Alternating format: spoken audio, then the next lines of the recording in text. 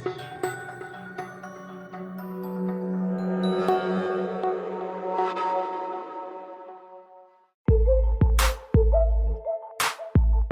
are listening to The Evolved Masculine. Whether you are wanting more and better sex, more confidence, healthier relationships, or a greater understanding of and deeper connection to your masculinity, this is the podcast for you. I am your host, Destin Gerek.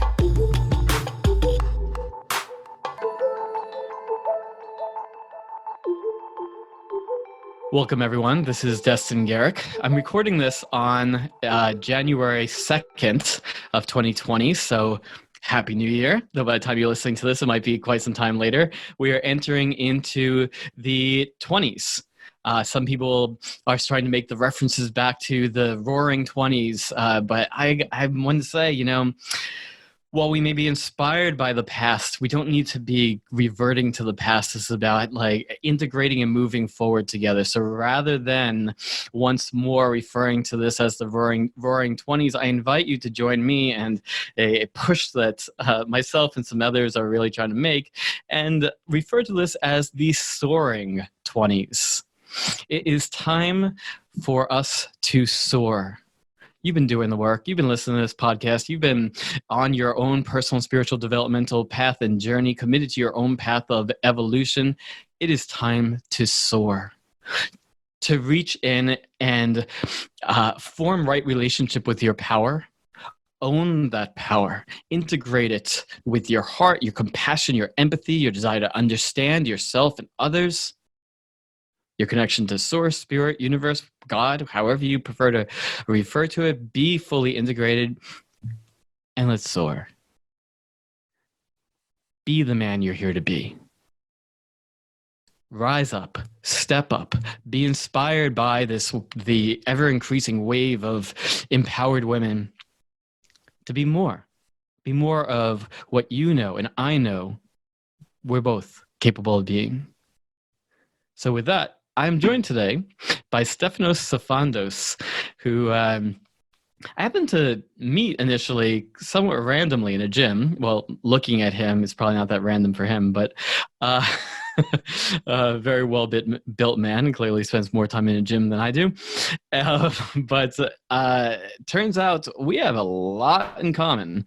And more recently, I started kind of paying attention to his Instagram feed and been extremely impressed with his message, the way in which he has clearly been committed to this path, both personally as well as professionally, the way in which he feels very much in alignment with what he's speaking and how he's walking it, something that, I consider too rare. So when I see that, I see a brother. And I give credit where credit is due. I think that you're in for a treat today as we are joined by Stefanos Sifandos. Welcome.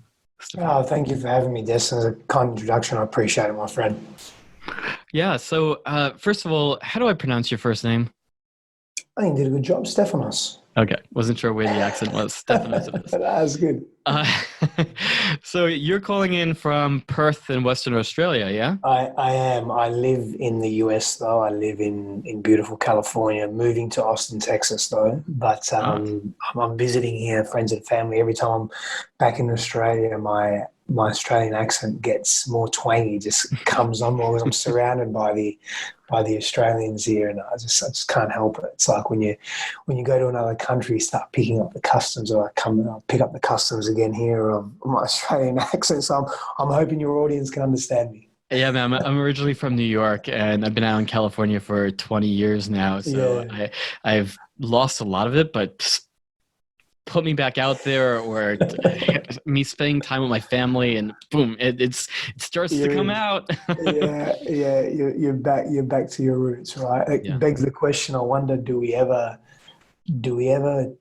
change? Do we ever, that old version of self, does it ever shift, or do we simply choose to focus on a more dominant expression? But is that older aspect of self, or aspects of self, are they constantly within us and just accessible whenever we want? It's an interesting conversation for me at the moment. Yeah, I love that you're raising that.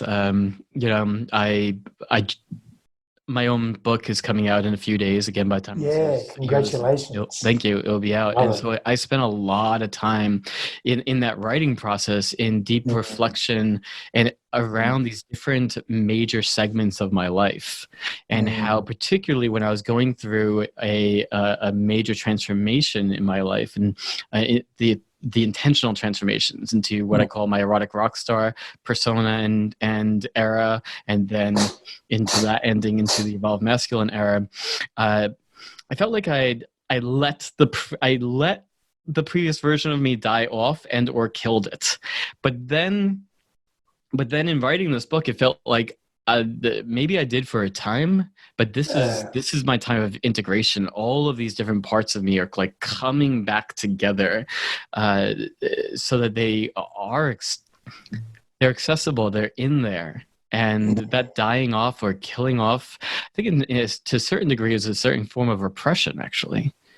Yeah, I agree. I very much agree. I think whenever we're referring to old self and new self, what we're really referring to are just the parts of us that will always be with us. It's almost, I think when we experience anything in the world, we store it in somewhere in our bodies, in our memory, whether that be in the hippocampus, whether that be in another place in the body. At a cellular level, we're storing everything. Just because we can't access it doesn't mean it's not there. Or we can't access it readily or consciously doesn't mean it's not there. And I think everything we experience really contributes to who we are in every present moment. And so every present moment that passes and becomes the past becomes an integral part of us. And it's part of who we are. It doesn't have to be part of our core expression. And I think killing off or dying off, I don't think it exists. And what you're getting at is, through your own experience and through your deeper reflections, you're realizing that as well. That's really what I've been realizing that the last few years is that all the parts of me that have made me today, quote unquote the good, quote unquote the bad, the negative, the positive, the parts that I didn't like, the parts that I feel shameful of, the parts that I don't know, that I don't wish to integrate, or that are not really desirable, they're undesirable parts. I really wouldn't be able to experience that part of me that I do appreciate, that I do really like, that I resonate with, if those parts didn't exist. And I think that's the sort of law of opposites, the law of polarity. And the more I really give thought to that, the more I realize, wow, we become empowered by the conscious choices that we make, and the depth and the willingness that we carry to go into the unconscious stuff that we know drives us, and that we then get to choose. We make the unconscious conscious, and then we get to choose, okay, I actually want to be this way. What do I need to do? Who do I need to be? How consistent do I need to be in this practice or this particular expression or sets of expression, to then make those changes? And I think that's where we become empowered, is Yeah, by totally. realizing that. I mean, in some aspect anyway, that's just some things that I'm thinking about at the moment, which are, I think, quite Yeah, interesting. yeah, I feel you, which raises the important question here right now of, so who are you? What do you do in the world? Yeah, who am I? Fuck, that's a good question. Look, there's consistency in who I am, and there's also a regular reinvention of who I am, I think, or adding a layer to, and that's part of this conversation of past, present, future. What I do in the world is I really believe I serve from a place of heart and a place of willingness. I feel a big part of my mission is to shift collective and individual dynamics around how we see ourselves, how we relate to each other, how we relate to ideas, how we relate to ourselves, to our journeys, our past, presents, futures, how we really integrate ourselves in relationships, and using or leveraging relationships, intimate relationships, as a catalyst for profound growth and expansion, which I think is one of the drivers and the prerogatives for being human. If we were to say, what are one of the reasons why we're here? I think there's reasons. I think there's layers to us. One of the reasons why we're here is growth and expansion, is to experience life and then integrate that, feel that, be with that, and then expand that. like take that to whatever your next level is. And it's not so much a linear ascension.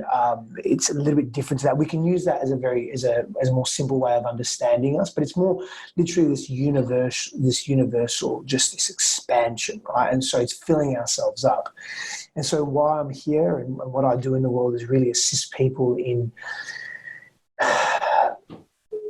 getting out of their own way, but more so clearing out the clutter of their past. I'm a believer in that too many of us are attached to our past and we define ourselves by our past. Interesting what you said at the beginning about soaring 20s, roaring 20s, and I really like that. That's really cool. And I believe we are in an era of greater expansion more than ever for various reasons. I think technology plays a role in that. I think human development, brain development, spiritual consciousness, and who we are as a humanity and a collective, I think, is playing big parts in that. So, Stephanos, I guess I'd like to make this a little bit more tangible. You speak of the helping look at things in a new way, the expansiveness of people and what they're capable of, and opening up more into their potential and possibilities. How does this look in the day-to-day life? Yeah, I use many modalities in that, but essentially it's one-on-one coaching, it's men's coaching, it's women's coaching, it's relationship coaching. That's what it looks like. What it looks like is individual, group, couples. I speak from stage. I run immersive experiences and events, whether that's a 1-day immersive, 3-day, 7-day immersive experience. I do that with my wife. I do that by myself as well. I run deep shadow work with men too, helping them really clear the demons of the past, the attachments they have. I work with them on a psychological, emotional, spiritual, and physical level. And relational level, teaching them how to relate with greater proficiency to people that matter in their lives. So not coming from places of aggression, coming from places of despair, or coming from past beliefs or limiting beliefs as well. And again, the modalities that I use are varied, but I take a Western psychological approach. I have a background in behavioral science, psychology, philosophy, and various other modalities. And I integrate that with elements of Eastern mysticism, shamanic work. I use breath work as a modality as well, not always, but it depends on the group and the individuals. That gives you a snapshot, some insight. So again, you have a lot of overlap with my own path, background, training, etc. That I find very, very remarkable. How and why, or more why? I know that this type of a path is not for the faint of heart. It is, especially to go so deep into it and be so committed to it on both a personal level as well as in service to others. Yeah. What drives you? Why do you do this? Yeah, I think what drove me initially was my own pain and being stuck in my own pain. And so I thought that I came to some conclusion for some reason that the mind was an access point to releasing myself from pain. Just having grown up in a very volatile, violent, abusive family dynamic. And then just as a teenager growing up in very violent circles as well, and being violent myself and aggressive myself and just wanting to understand humans. And I thought maybe the brain and the mind is an access point. So I was really fascinated by human development and human behavior. And hence why before you go there, so you speak of this really violent upbringing and the violence in your own life and your own expressions of violence. Assuming that that's not your current reality, how did that change? What was the first access point or shifting? Yeah, I mean, the first access point was really leaving home. But by that time, the violence had definitely stopped. But there was, not really actually. My brother was a drug addict for quite some time, for probably 10 to 12 years, and bless him now, he's done so much deep work on himself as well. He's moved out of that. That was very difficult for the family. And so violence still continued past me moving out of home. But one of the ways I broke that, obviously, was removing myself from a very unhealthy, extreme environment. And that was useful because that was feeding into it. There was... There was not only was there violence, between my mother and father, and then my mother and father on my brother and I, but there was also then violence between my brother and I because he was on drugs, and my father wasn't really taking the responsibility that he could as a father, and he was ill as well at the time. And so I assumed this role of father figure. All these family dynamics were playing out. And so, I reverted to what I knew best, which was, meet tension with violence, meet tension with aggression. And so that became the norm for us in many respects. And it took many years to break the core expression of that. But I'm not going to lie, man. I mean, there's still parts of me that get very agitated and frustrated, and very aggressive as well, very tensile within myself. There are opportunities to go deeper into the layers of me and into the unresolved stuff that still resides there. It's just I've managed to deal with the core stuff. When you ask me how, man, fuck. A shit ton of personal development, going to different courses, studying under different people, counseling, psychology, inner work, meditation, deliberate time in solitude, awareness work around that, being in nature, going on quote unquote walkabouts, just being on my own, dealing with that stuff, but not before hurting a lot of people and hurting myself, I was never physically violent with my partners in relationships, but I was emotionally abusive, I was sarcastic, I was agitated consistently, I was frustrated, I was unfaithful in my relationships, I was living in the shadow a great deal. And so it took a lot of me realizing that, and that light being shone on my shadow self to really then make deeper changes and go down that journey. For me, my path is, when I committed to this journey, not really committed to it, not just sort of tinkering on the surface level and being superficial and tokenistic about it, when I really committed to it, I gave up my businesses at the time. I stopped working. I went into debt. I was using my credit card to survive. I was just committed to my work, and that's all I was doing. And there were other points where obviously I didn't have to do that, and I was able to integrate deeper work in everyday life while still functioning in the world.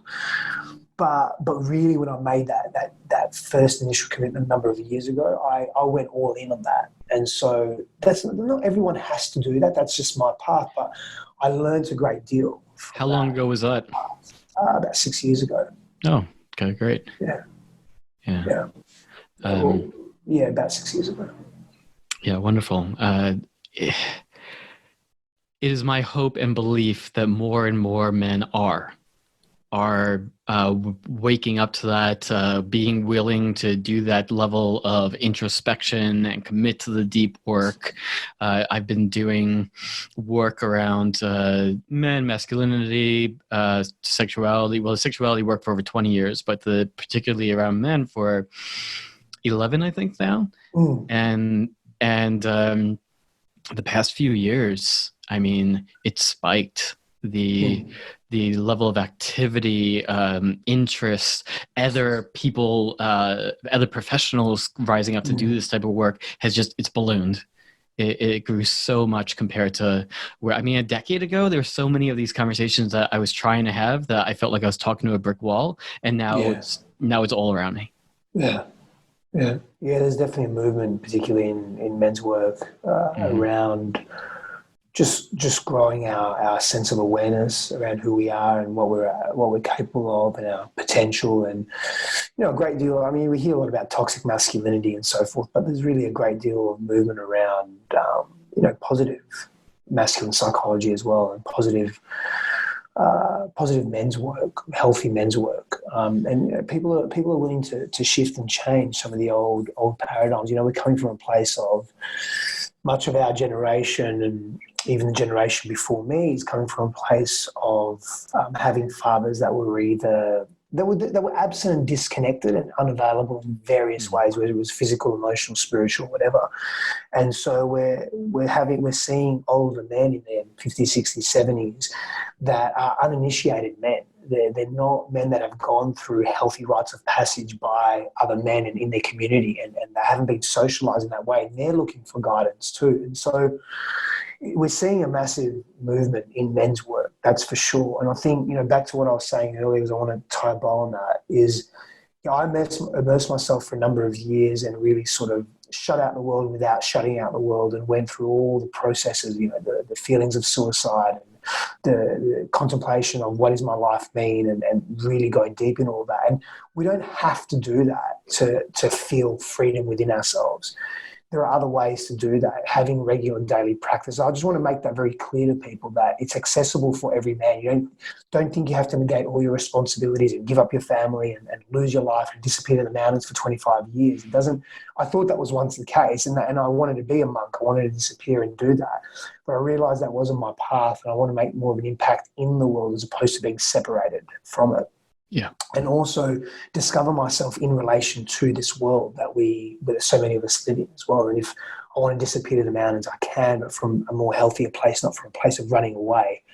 And so, within myself. And so it's very possible for all of us to just engage in regular, consistent practices that elevate our state of awareness, that give us an opportunity to be someone and do something different. And join a men's group once every 2 weeks or once a week or once a month, whatever, as a starting point, or create your own through Meetup, meetup.com, whatever. There's ways to do that if you really want to change your life circumstances. So let's talk about that a little bit. So when you speak of men's groups, for the uninitiated, so to speak, what does that mean, and what do you really see as that being able to add to a man's life? A group of guys getting together, keeping themselves accountable, sharing. That's it, expressing. That's it. In the simplest form, that's what a men's group is. In its simplest form. Group of guys getting together on a regular basis, talking, expressing, not unloading on their families or people that don't understand them. It's a safe place and a container for them to express, to be vulnerable, to share, to get fucking angry if they want, to be sad if they want, to ask questions if they want. It's just a group of men supporting each other with a very clear intention to support each other and grow, and however they define as growth. So it sounds like that authenticity and willingness to be emotionally vulnerable is key through your lens as well. That's part of it, and it's really men need men. We really, men will only understand men in a way men can, like women will only understand women in a way women can. That's not segregation. It's nothing to do with that. It's not separating us or dividing us. It's giving us an opportunity to understand each other through the familiar reflection of another that we can then bring into the world of diversity, of greater diversity. And then we can relate at a more profound, intimate level. And so men need men, and we've lost that. Men have evolved in tribes. Men have evolved in being together in bands and in tight groups where they've really been responsible for the survival of the community or the tribe or the group. We've lost that in today's society. We're more isolated than we ever have been, and not solitude. Solitude and isolation are very different. And so we're lonelier than we ever have been. Most men, I have a private men's group, there's about 2,000 something men in there. And one of the chief complaint or chief issue, should I say, that men face is that they're alone. They don't have anyone to speak to. That there's something biological that's pulling at our emotional heartstrings, but putting our biology there. We need to be in the presence of other healthy men that pull us forward, that inspire us, that challenge us, that help us understand ourselves, that give us a deeper level of self-awareness and help raise our self-esteem and our self-worth. And we're missing that in today's society. And so men need to be with other men in a healthy way. That's all part of the rites of passage as well that we're missing out on. Men don't have a distinct biological rites of passage. Women do. They have their moon cycle, their menstrual cycle. And when they get that, they start to transition from girl to woman immediately, really, because everything changes for them. And there's a very clear biological distinction there. Men don't have that. So we need to rely more on cultural rites of passage and transitions into manhood. And if we don't have them, we'll develop our own. And we're very good at developing our own, but we're not really that good. We're good at doing it because we have to, but what we'll do is we'll usually move to extremes because we're lost. We don't have the guidance. We don't have those elders, those uncles, those fathers, those brothers, those other older people in our lives directing us. And so we have to create our own. And that's why men need men. That's why men need fathers. That's why boys need fathers, healthy fathers, but not just one father. 2, 3, 4, 5 fathers. What I mean by that is maybe it's a biological father that has other brothers and friends with him that help guide that child. And so we need that guidance, especially as we're surging through massive biological changes internally. but they're not necessarily overtly distinct. So the testosterone, for example, that's just spiking as we're growing through different ages.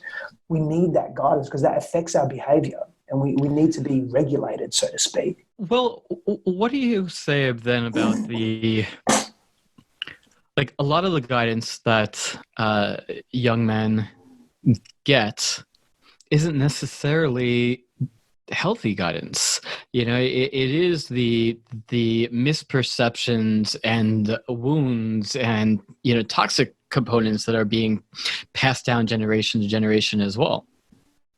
Yeah, I resonate with that. And I can't go back to what I said earlier about, older men seeking initiation these days. It's older men are trying to, we're looking to older men because naturally as a younger boy, as a younger adult, you're looking to age for wisdom because there's generally, I don't like to use the word should, or the term should, but there should be a correlation between age and wisdom and applied knowledge and so forth. But there's not so much. And so we're looking to quote unquote the wrong people or people that aren't adept or able to give that guidance as well. And so I think here that there's the opportunity to come together as a community, men, women, children, all of us coming together and bringing our value and bringing our wisdom. But first, so many men need to become more solid in their own selves. And that's where the men's work or the men's focus comes in and becomes very useful and helpful for men to grow in that space. And so again, like, where did you find the men's work itself? And was there a particular pre-existing organization that you got involved with? Yeah, for me, I just started to explore. Again, an innate virtue that men carry is exploration. We wish to explore. We've explored the outer world. Largely men are responsible for the way the world, not the way the world is, but finding new lands. It's men that have traversed that. It's men that have fought wars, that have created new social and cultural dynamics. It's not about wrong or right or good or bad for a moment, but my point is men are just natural explorers, or at least we've developed it over many, many years, hundreds of thousands, millions of years. We've been responsible for extending the perimeter of our cave and keeping that safe by what we know, right? So we're innate explorers. So I just explored. The first organisation I came across naturally, I think for most people, was MKP, the Mankind Project. And so I went there and I immersed myself in that. And I was very fortunate as well when I was studying one of my degrees, my master's degree at university. One of my professors was not only, and I call him a great friend today, Professor Paul, but he was also in men's work. So, we got along well, and he then also showed me that path too and gave me more information as well. And he's written a book. He's coined a term called eco-masculinity. So I was very blessed to be, in the presence of certain people that could also inform me as well. And Paul was doing his inner work too at that time, and I joined, I didn't join him per se, but I joined that group for a period of time. And then, one thing always leads to another. Someone will listen to this podcast, we may mention a name, such as MKP, and says, oh, MKP. So then they go and look at MKP and they do a weekend retreat, or they do an immersive experience, they join their weekly groups, or they join their whatever. And then all of a sudden more information comes up. So it builds on itself. Yeah. But you've got to explore.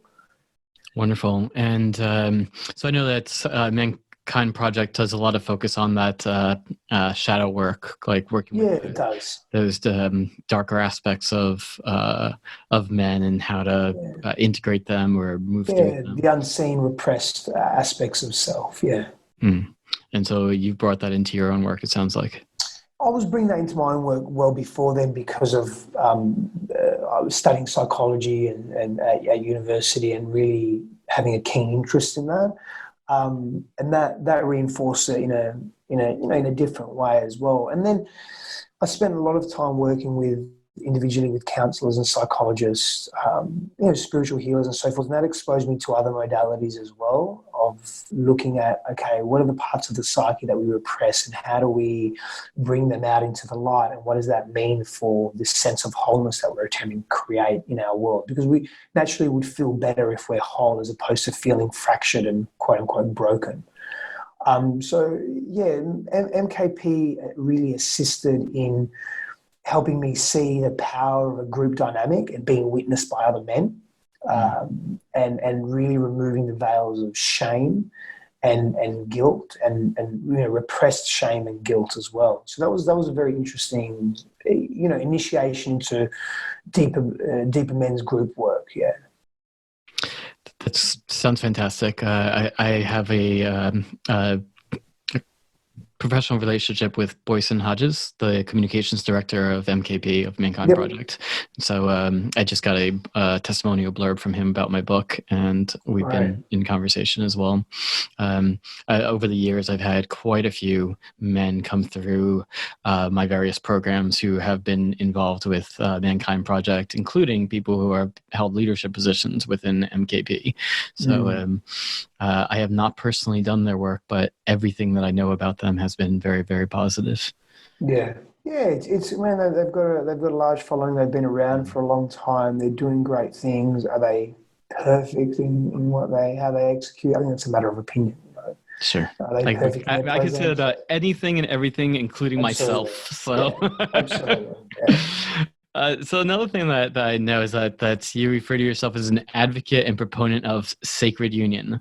So can you share with us more about what that means? Yeah, so what it means to me is, I'll give you a couple of examples. So I think for me, what drives sacred union are a few questions. The first is, I wake up in the morning and I ask myself, am I adding value to this relationship? Am I becoming a more profound human being because of who I'm being in this dynamic? Is my partner, this can apply to if you're in a non-monogamous relationship, or you're in a more open container where you have multiple partners, this applies to you as well. So you just ask the question for the people that are in your life that you're sharing deep intimacy with, that you consider to be deep intimacy. And if you're one of those people that feel and believe and are connected to 7.6 billion people, and you consider that to be deep intimacy, then you're probably going to have to live for a long time to go through each and single one of those people. But you'll figure it out, I'm sure. So it doesn't matter, who you're with, but who you're sharing deep intimacy with. Is you ask these questions around: am I adding value, and am I growing because of who I'm being in this relationship? Is that person growing because of who I'm being in this relationship? And then the inverse as well, am I growing because of them in the relationship? And is our relationship adding value to our immediate community and our immediate friends and family and people that we value as well? And then is our relationship adding value to the world as well? And I think that's part of what sacred union is. The other aspects and components of sacred union are willingness. And willingness for me is a really big part. Willing to go to the places that are uncomfortable within the dynamic, to explore the light and the dark equally, to explore the shadow stuff, to be patient in the relationship, to attribute certain characteristics within the relationship on a regular basis, such as compassion, such as empathy, such as understanding.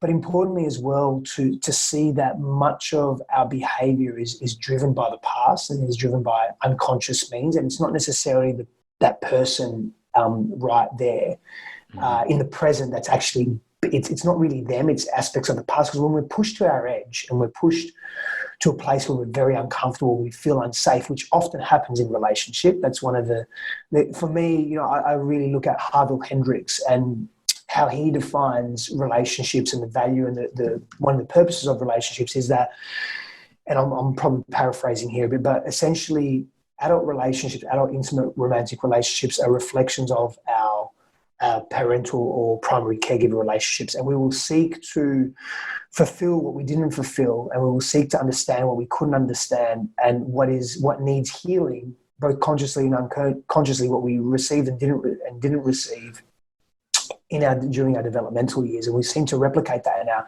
intimate adult relationships to help heal out those wounds. Most people have experienced pain or suffering or trauma as a kid, even if it's not direct, maybe it's indirect, but we've interpreted, most people, not everyone, of course. And there are various reasons for that. And so for me, sacred union is an exploration of that. But really, an exploration of those wounds and traumas from childhood. Yeah, doing that together, that's part of it. That's not all of it. That's definitely part of it. And a willingness to explore that and to see that we're reflections of each other and that we're here to heal, not heal each other, but heal ourselves through each other.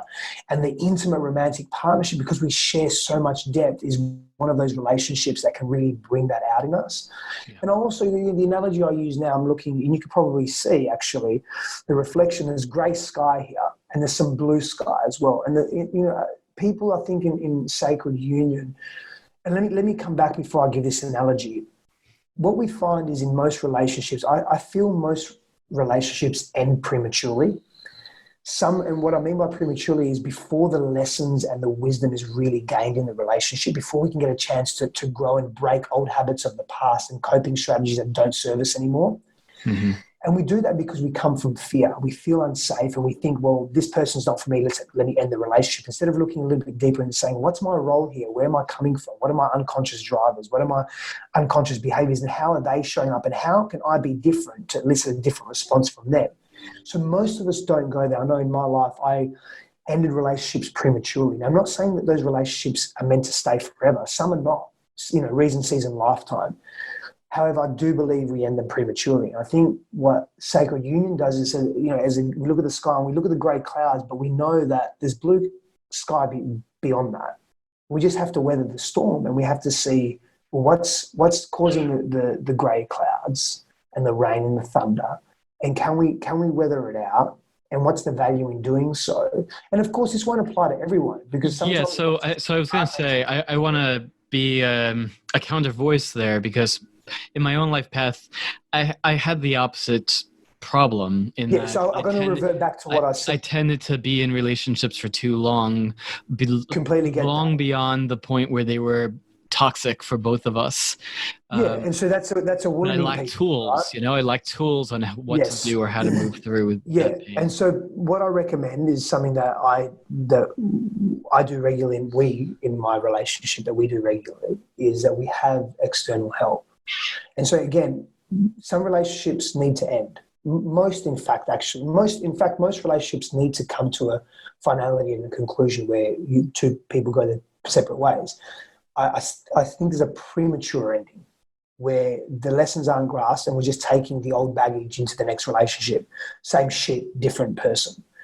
And that's an issue. Now, if what you're saying is where you've stayed in relationships too long, then that's interesting in your past. That's an interesting perspective for you, because that's insight into, okay, what's driving that? What's driving that wounding? Is it low self-worth? Is it having an extreme people pleaser mentality? Is it something else that's driving that?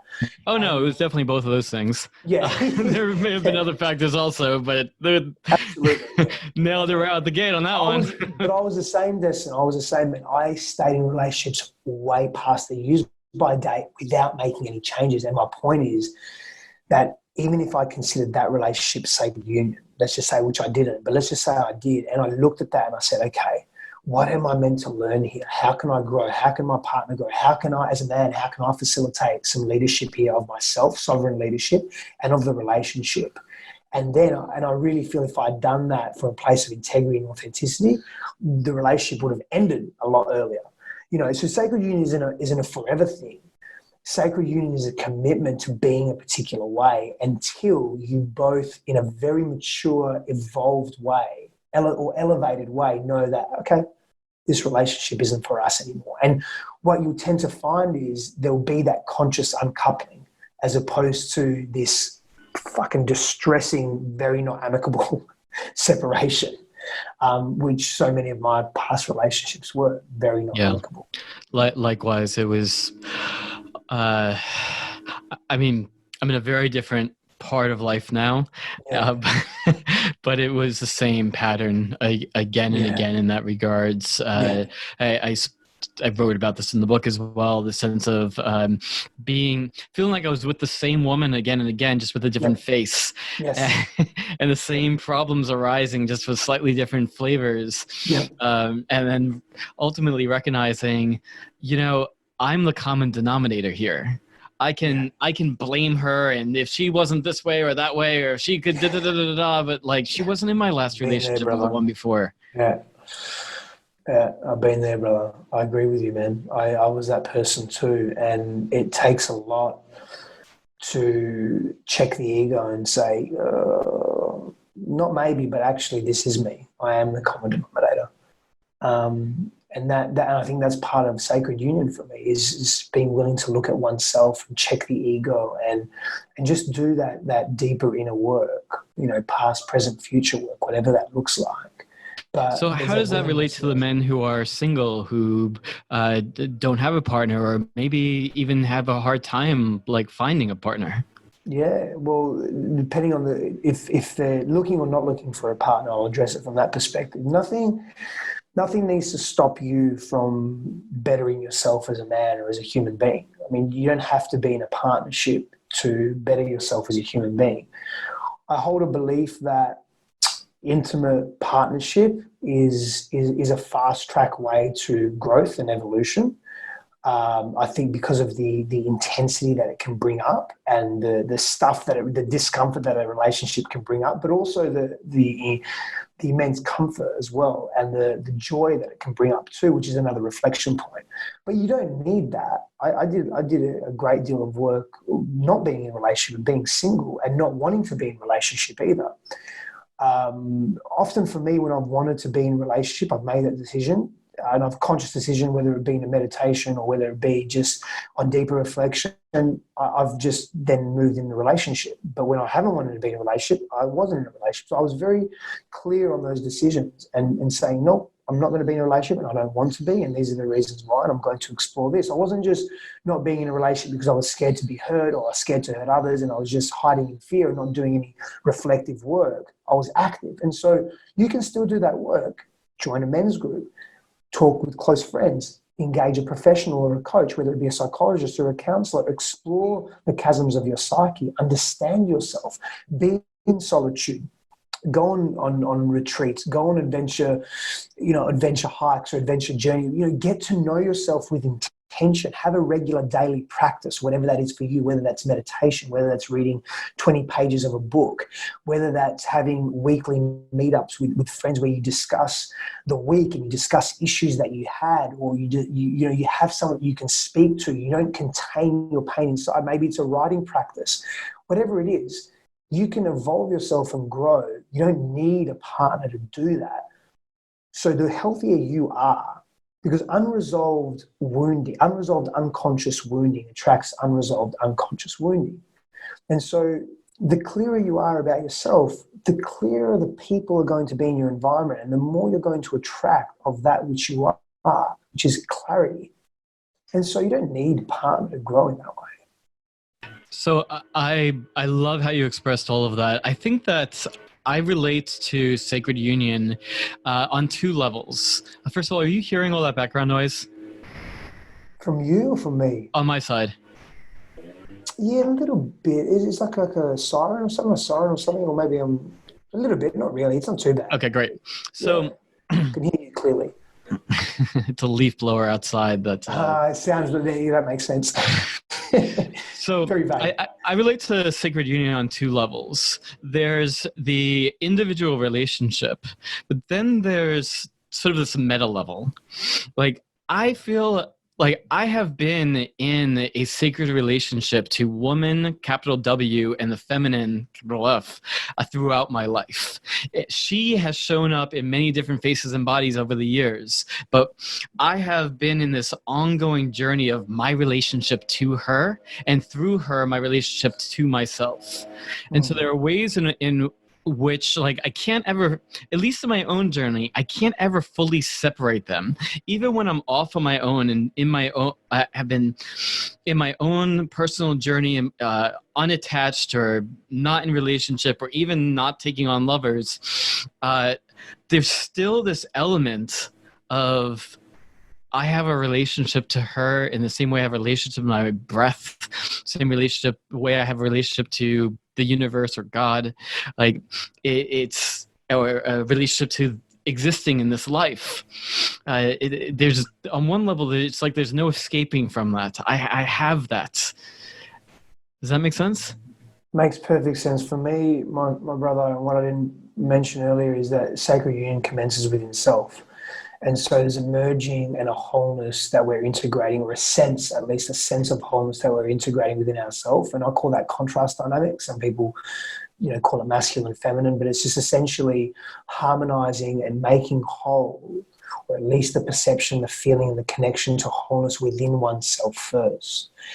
And there's no final place or destination for that. I think it's something that's constantly and consistently evolving. But the idea that we're attempting to merge ourselves within ourselves. And so what I mean by that in the most simplest terms is that we're not looking to someone else or something else outside of us to make us whole, make us feel complete, or heighten our sense of self-worth. Where it's more, yes, we're using elements of our environment because that's we're connected to our environment. The inner and the outer are connected, and in some capacity there can be one.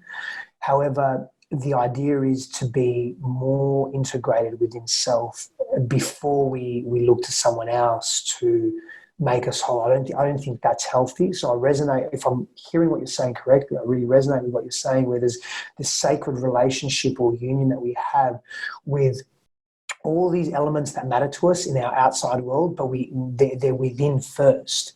And the idea of that and the feeling of that we create within ourselves, that's primary. Whether it be woman with capital W or small w, whether it be the essence of sexuality, we're integrating that in a sacred way within ourselves first and foremost, or at least it's continuous. There's an awareness of that. And then through that, again, like as you show up as a more whole person, you're going to attract in a far more whole partner or partners. Yes. So you're in deep partnership, if I understand correctly. Is that right? Yes. I consider myself to be in that at the moment. Yeah. And how do you feel that affects your journey? Being in partnership, I feel that being in partnership with this human being, with my beloved Christine I'm with now, has really enriched my life in so many ways. I hit a crossroads a couple of years ago where I've been contemplating disappearing to the mountains since I was probably 15, 16, maybe 14, when I really was exposed to some Eastern mysticism. And one of the reasons why I wanted to do that was because it was just really hard at home as a kid, and it was hard at school, and it was just tough for me at that time. And so that was a way of escaping, right? But as the years went on, I always had this when things got particularly too hard, I'm just going to disappear. And I would. I'd either end the relationship, or I'd go fucking traveling for a few months, or, I'd get a one-way ticket somewhere. And I was doing that, but I wasn't fully committing to that monk path. I was just studying, quite a great deal. But a couple of years ago, after, a lot of deep exploration, where it was committed exploration, really more authentic, and it wasn't surface level stuff for me, I hit a crossroads, and the crossroads was this. I felt I had a number of choices. I wanted to grow. Like, I was hungry for growth and expansion. And I just wanted to open myself up more. And the way I felt I could do that in the most effective or proficient or honorable way for me, the most aligned way for me, was either to disappear into the mountains. And it was a very serious contemplation, because this time, for the first time in my life, I was coming from a healthier place. And really just go and be in solitude and learn from certain people or masters and so forth, and lineages. Either get hit by a bolt of lightning, literally, and survive, and something changes in my brain where I'm just open to this because I had so many different experiences with Source, and so many different revelatory spiritual experiences per se, that if I had that lightning bolt hit me, maybe I'd be more open to that on a more regular basis. Which I didn't want to count on that, because I was a little bit codependent, in the sense that I was reliant on something else to happen to, fulfill something within myself. I didn't really have mastery over that. I could just continue doing what I was doing, and I knew I would grow, but I don't know if I'd be satisfied with my growth. So I was single at that time, and really enjoying my life there as well. Or I would, with all the studies I'd done and all the reflection work, I would immerse myself in a really conscious and aware relationship and I knew that would elevate me and help me grow rapidly as well. And so I sat with that for a period of time. It was more than a couple of years ago, actually. So I sat with that for a period of time, and I really meditated with that. And I was with that. I wasn't desperate for an answer. I was very happy where I was in the trajectory and the path that I was. But I knew at some point in the future I'd want to make a very deliberate decision around that. And then one day in meditation, I opened my eyes and I thought, okay, my heart's open. I'm ready to be in a really aware, conscious relationship, whenever that may be. And a few days later, I was introduced to Christine. How long ago was that? That was early 2018. Okay, so almost 2 years ago. Yeah. Wonderful. Yeah. And how do you feel that being in that committed relationship, that sacred union, what do you feel that it's doing for your path? I mean, you're a young, successful, conscious, heart-centered man. Clearly, you have all the different makings of what would make you in high demand, might you say, amongst women. Like, what's the value for you in choosing to be in a deep, committed partnership? I get to stop running from the nuances and the minutiae of the layers that I was really unable to unpack by myself.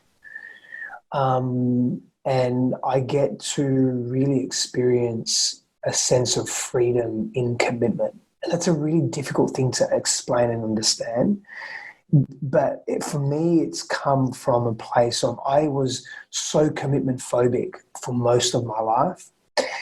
And I cleared up that before I actually met Christine, in terms of that being being an area of my life that I wanted to focus on, to not feel constricted just because I was in a relationship. And it was a lot of old past patterns and what I was exposed to and witnessing of my parents and other friends, as an adolescent, friends' parents, very similar, where the women felt very constricted, the men felt constricted in different ways. There was aberrance in the relationship. So my idea of, I didn't have healthy examples of relationships, essentially. And so undoing a lot of that and stepping into a more empowered sense of self and a more empowered place was very useful for me, and not seeing being in a relationship as something that was restricting me, but rather something that was empowering me. And that was a journey in and of itself, right? And so for me, being in this relationship, it's helped me just unpack more layers and break old patterns that just don't serve me anymore, that I don't really know I'd be able to do on my own. I think we're relational beings, right? We're social beings. We need each other. No man is an island. Totally. We're not, even if we're a monk or someone up in the mountain, we have a relationship with Earth. We have a relationship with that mountain. So we're relational beings. And so I really do feel, to some extent, we rely on each other and we need each other. It's not a point of do we need each other, it's how we need each other. And there's a spectrum on that, right? And we can either need each other in really unhealthy ways that we can consider extremely codependent, or we can be more interdependent and need each other from that place. And I think that's a healthier place to be. And I get to practice that in this dynamic. And I keep Christine accountable. She keeps me accountable. We help each other grow. There's a sincere love. I get to practice things that, I'll give you a real example, right? I'll give you a real example because this is happening now. And it's tangible and it's very real and raw for me at the moment. So my father, and I've done a lot of father work, right? A lot of father wounding work. And my father and I have a healthy relationship now. And it's taken years, but we have, and to the extent that he can have a healthy relationship, but how I relate to it has really shifted, unfortunately. Likewise. I think that's why I saw you smiling before. And Also a chapter in the book. Yeah. So, to that extent, but that aside, my father lacked a great deal of compassion and empathy, and he was always very angry. Now, Christine's just moving through some health stuff at the moment. And what I've found is I've seen myself be very not compassionate and very not empathetic with her, which is not me. I'm generally quite a compassionate, empathetic person. Mm-hmm. But being back here in Perth, the environment has triggered stuff in me, right? And it's stuff that I'm here to deal with. And so I remember when I was younger, I would cough or have a cold, and my father would be so angry at me and tell me to shut up and be quiet and don't cough, you're too loud or whatever, right? And so, not that I'm telling Christine that she can't cough or anything like that, but I'm being impatient with her process and her journey, and I'm not honoring that. And so the reflection is now that I get to see that there are still parts of those that I haven't fully, parts of within me that I haven't fully integrated, haven't fully accepted. The part of me that can be not compassionate, can be ruthless, and can be mean. And these are really difficult fucking things to take ownership of and understand. However, being in this relationship gives me that opportunity. Her being non-judgmental and compassionate with me whilst I'm being non-compassionate with her in certain ways. Of course, I'm caring for her and loving her, but I'm inconsistent in that. So now I get to look at I advocate consistency. I'm a big advocate of consistency in behavior and expression, how we show up. I'm not doing that. I'm going to take responsibility for that. Okay, great. Let me not beat myself up about it. How can I actually shift that? How can I step into consistency because it's something that I value? How can I step into compassion because it's something that I value? How can I take ownership and say, hand up, I haven't been compassionate. I'm sorry. Thank you for helping me see that. I want to hold you through what you're moving through and not be triggered by my old stuff because of the environment I'm in or because old stuff's coming up, and not use that as an excuse. So that's a very real thing that's happening for me now. And so being in this relationship helps me clear that up, just another layer of that. Now, for me, in my opinion, sorry, before we go, I just want to say thank you. Thank you for these past few minutes. Honestly, are my favorite part of our conversation. When you just made it very real and tangible, you really modeled for us what that looks like, to take that level of accountability, to have a willingness to confront and really look at your own shit without defensiveness, but and be that level of vulnerable. One of the things I write about in the book is what I call powerful vulnerability, and you exemplified that so clearly, in that it shows a certain power within you to be that vulnerable, and then that vulnerability itself has a power in it, in that it has an impact on the people who are watching and listening, because you're saying what people don't say. You're speaking the unspeakable. Yeah. You're exposing that which people hide and feel shame around. It's the shadow stuff, yeah. Yeah, I've hidden that for so long, my man. And so let me be very honest again, is I'm a resistant fucker. I'm stubborn, man. It works for me. My resilience works for me, and it works against me. And when it works against me, it causes a great deal of distress in the people that are in my life and in my own life as well. And I'm having tears well up in the back of my eyes right now, because I'm thinking about how stubborn and reluctant I've been to look at this side of me for, it's been a couple of weeks. It's not like it was before, like years, but it's been a couple of weeks where I've really caused distress to Christine and to myself, because I've been so angry at myself. And so I go into the cycles, like I was so angry at myself for not being compassionate, and then I would just keep being non-compassionate because I was not exhibiting compassion to myself. And so, I had to sit down. We didn't hit breaking point in any capacity, but we hit some intensity, and I had to sit down and just go, oh, I see what's happening, Christine. I'm sorry. Here's the process I'm going through. I was isolating myself in the process, which is an old habit of mine, instead of actually putting out my hand and saying, hey, I need some help, or hey, I just need you to bear with me. I wasn't doing that. I was just being a recluse. I wasn't taking ownership of it until I did. And may this be an invitation and a reminder, and hopefully inspiration for the men listening to this, that this is the fruits of your labor. When we're speaking about the all-in commitment to that path of evolution, personal transformation, here you are speaking about how it took you a couple of weeks to really get this. Again, these are things that people battle with and resist I and did. for their entire life sometimes, certainly for years, if not decades. So Yes. the walking of the path does not mean that you're done, you have no more shit, everything's good from here on out, but you do become aware quicker and quicker. You do have an ability to transform it or shift it faster and faster. Yeah, and sometimes, Destin, I get it in a minute or an hour. Sometimes it takes me a month. And there are more layers to this. And the moment, I'll tell you something though, man, the moment I had that very real conversation with Christine, because part of the issue with her was that, why aren't you being willing, Steph? Why aren't you working on your stuff? We've made this commitment. You're not working on your stuff. There's something going on here that's triggering you, and it's affecting me, and it's affecting you, and it's affecting us. And you're not working on it. And then I'd be angry at her. And I'd say, I am working on it. I am processing it. And I was. But I wasn't communicating that to her. And the moment, I've got to be honest with you, the moment that I communicated the detail of that to her, to give her, because she just wanted to feel safe. She wanted to feel that I am doing that work and that I am consistent in my behavior around that and in my commitments around that. And the moment I expressed to her in detail everything that was going on within me was the moment that all of that lifted, and was immediately I was able to slip into more authentic compassion, because I'd shared that with my partner and I saw her see me, and I saw her not only see me, but again, meet me with non-judgment and compassion. And I saw her soften massively.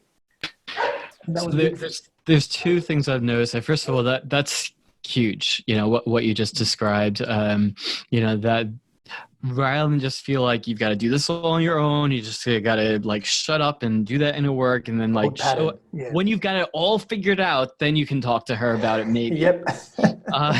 But really allowing yourself to be vulnerable about your process and where you're in, and really sharing that authentic truth of the moment actually allowed her to soften, helped her trust in you more fully in that as well, and far less upset on her side then as well.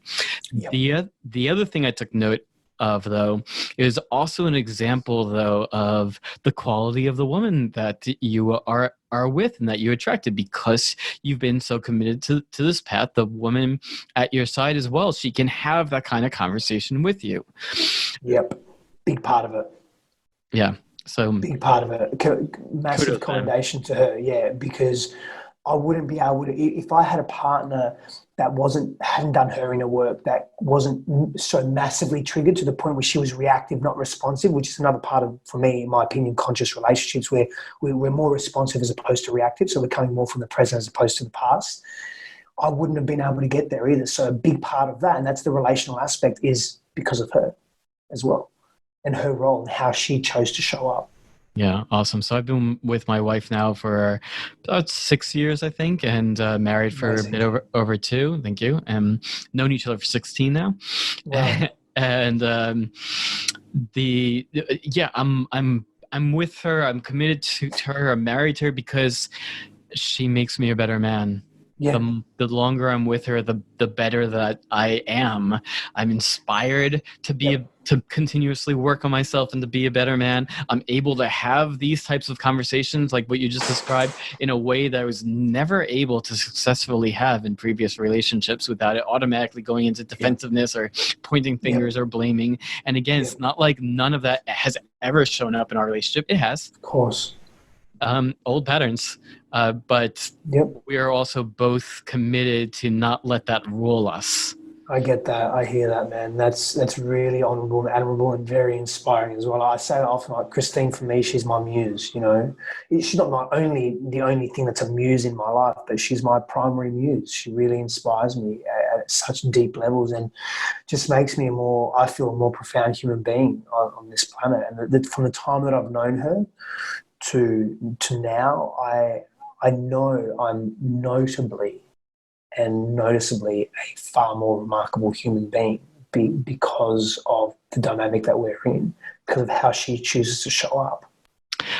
I'd like to ask you something. It might be a little sensitive, but my ears have perked up around it twice so far. Yeah. So even here, when you mentioned her being your muse, then you sort of did a little equivocation of she's not my only muse. There's da da da da da, da. And like, what is that equivocation? Like, what was it that drove that need to really clarify when I call her my muse, she's not my only muse? I have to think about that. Maybe it would come from a place of maybe it's some old stuff, not wanting to be completely identified as, because I really like my, my individuality. Maybe it's some old stuff coming up that still associates being in a relationship with some form of loss of identity, maybe. So by saying that, I'm processing this in real time, so give me some space in a moment. I love it. I think it's very valuable. Keep going. So I'm just going to sense of individuality. Yeah, I witnessed my mother and my father, but largely my mother having lost her identity massively in her world, being in relationship with my father, and her overtly stating that as well. And so maybe there's parts of me that still think being in an intimate relationship is a loss of identity. So by saying, I have other muses, means that it's exemplifying, hey, I'm still an individual. Maybe that's part of it. But if I just step out of that for a moment and just get really clear, she's just my fucking muse, and I'm a more powerful man because of it, because of how I choose to show up in relation to her. She just fucking inspires me. Yeah. That's really beautiful. Very inspiring.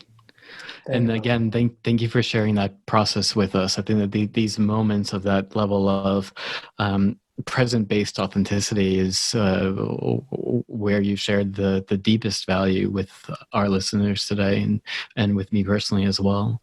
No, thanks, man. Like I said to you, nothing's off limits. Like and I really meant that. There's nothing off limits, and no matter how uncomfortable something may be, I want to practice what I preach, and I want to be really willing to go there, because I know it just makes me a more available man as well. Yeah, these are the things that I picked up in digitally stalking you for a minute. It was like, I appreciate that feedback, man. I think this guy is the real deal. Again, like I'm very critical of what's out there, because I don't think that about most. I appreciate that, man. I appreciate that feedback, and I appreciate moments like this as well, because I think that no matter how uncomfortable they are, they just make us better human beings. They're opportunities. It's opportunities for growth. I mean, and this year, just as for a full circle moment, if you're wondering what a really healthy men's group can do, it's fucking this right here. Destin just pulled me forward. Destin just said, hey, I noticed something. I'm not saying it's true. I'm not saying it's everything, but this is just what I've noticed. What are your thoughts, Steph? And me doing my best to step out of my ego and saying, no, I know what you're talking about, Destin. Fuck, that's not me. It's I said, hold on a second, maybe he's got a point here. Let me look at it. Let me feel into it. And we just went through that process. I mean, that's what a healthy men's group gets to do for you, And now Destin just helped me reveal a layer of myself, maybe the subtleties where I'm still attached to an old version or persona of myself that I can just choose to let go now. Thank you. Okay, I'm going to give you one more. Fucking massive. Yeah, and I think it's the same thing. The first time my ears picked it up, then I kind of let it go, and I'd mentioned now the second time. The first time was when I first asked you about Christine, and again, there was a slight equivocation when you spoke of her. You spoke of being with her right now, the woman I'm with right now, and I'm like, okay. I mean, it felt to me like I need to verbally express that there's a certain kind of commitment here, but it's a certain kind of commitment, and and who knows what tomorrow will bring. No. I'm not one of those people. That's kind of how it landed. No, that wasn't the intention or the energy behind that. No, I'm not someone that will say, hey, we're committed today, but tomorrow I may wake up and not be committed. I mean, that may happen. That may happen for her, but that's not how we think. That's not how I think. That's not the approach I take to this relationship. But for me, the union that we engage in, the witnessing in front of the marriage, the witnessing in front of our friends and family and dearest ones. And unfortunately, there were some loved ones that couldn't make that, but because we had destination wedding, it was one of the most beautiful fucking experience of my life. That witnessing, that's a very deep commitment for me, and I'm fucking all in onto that. And it was really, for me, that was symbolic of the work that I've done and the place that I'm at and where I'm really ready to be.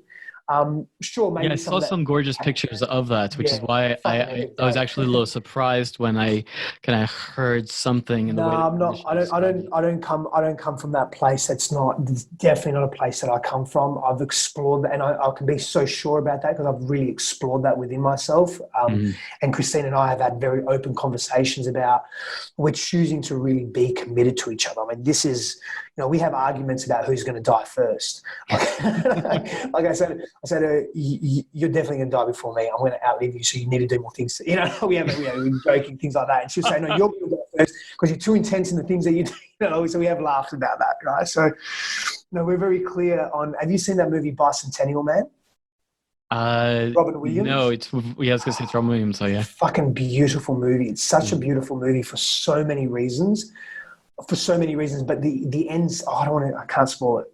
I can't spoil it now. Damn, because I don't want to spoil it if people haven't seen it. It's really worth watching. All right, I don't want to spoil it. But there's a scene there that at the end, that really, I think it is on Netflix, that really I feel resembles the commitment, the level of commitment where Christine and I are at, and what the commitment that we've made to each other and to this path as well, and the value that not only we're adding to each other's journeys and our own individual journeys, but also to the world. And I don't mean that from an egoic way. I just mean that I really believe that her and I are meeting. It's a meant to be thing, especially when I look at the circumstance around how we met, being on opposite sides of the world, and the introduction that was made to us by mutual friends that I had just met because we were part of a startup, which all of these things had to happen. I just think it's really beautifully serendipitous, and I'm fucking so all in this relationship. And that for me, that marriage in Mykonos was, it was really everything for me in that sense. Yeah. That's gorgeous, man. That's gorgeous. I'm going to invite you when this episode goes live to just re-listen to the beginning part of this, because I feel like of course, the energetic quality to how you just described it now and how I felt that it got introduced in feels quite different to me. Yeah. And again, I'll re-listen also. Maybe it was me. Yeah, I'll re-listen, man. Definitely, for me, that is not the intention. It's something that's very in my sphere. But again, the subtleties of the psyche. Totally. I'm not immune to them. Let's put it that way. Nor am I. Yeah. Nor am I. Not immune to it. Yeah. Yeah, it's years ago. I thought that in order for me to do what I felt like I was called to do in the world, I had to be perfect. Yeah. Thought I had to be perfect. I have to be the perfect embodiment of what have you. And now I really made a point of really laying out in my book and just through my messaging again and again that yes, I built this brand and message around the evolved masculine, not because I am this perfect embodiment of the evolved masculine. Rather, it is my guidepost. It is something that I spent years and a tremendous amount of time, energy, and resources trying to understand and pull from.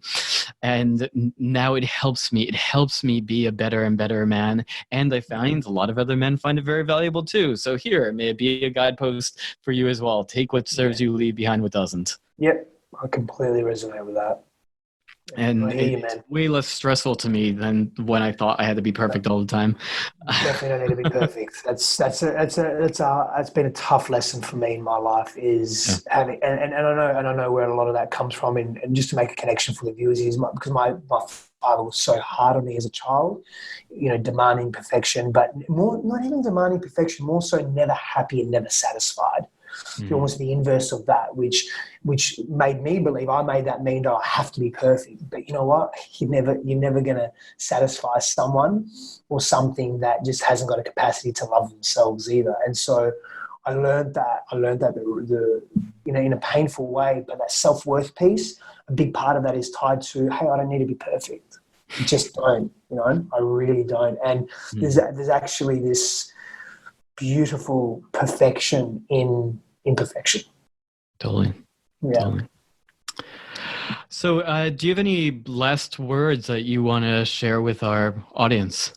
I just appreciate being here. I appreciate having deep conversations with people that are just willing to go there, and people that are willing to listen as well. And if I can say anything, it's just willingness. And willingness is a big thing for me. It's played a massive role in my life in terms of how it's helped me grow. And if there's any piece of guidance that I can give anyone, it's just be willing to traverse the shadow, be willing to go to the uncomfortable places, be willing to celebrate your joys, be willing to do what's new, be willing to readdress something that maybe you thought you've dealt with, but maybe there's some more layers there. Just be willing, be willing to be open-hearted and open-minded. I think there's a great deal of value in doing that, being that. I love that, man. Willingness. Be willing. Yeah. And how can people find you? Yeah, thank you. So my website, stephanossafandos.com, or any of my social media channels, Stephanos. And we'll put links in the show notes as well. Thank you so much for being on, for your willingness to show up, to be powerfully vulnerable, to be so authentic, to be able to go into those difficult places. There were a couple times where I asked the uncomfortable questions and you didn't bat an eye. You're fully willing. And again, honestly, I think that's the most impactful part for many of our listeners who may have never had a model of any such way of being before. Thanks, man. I appreciate that. And I appreciate the way you show up in the world as well, Destin. It means a great deal to me. And I think for me, man, the more of us that are just on this path of awareness, irrespective of what we do in the world, you could be sitting behind a desk 10 hours a day working in the oil and gas industry, but if you're willing to grow and you've got awareness, then I think that's adding value to the world, man. So thank you for the work that you do as well. Awesome. Thank you, Stephanos. Thank you for listening to the Evolved Masculine podcast.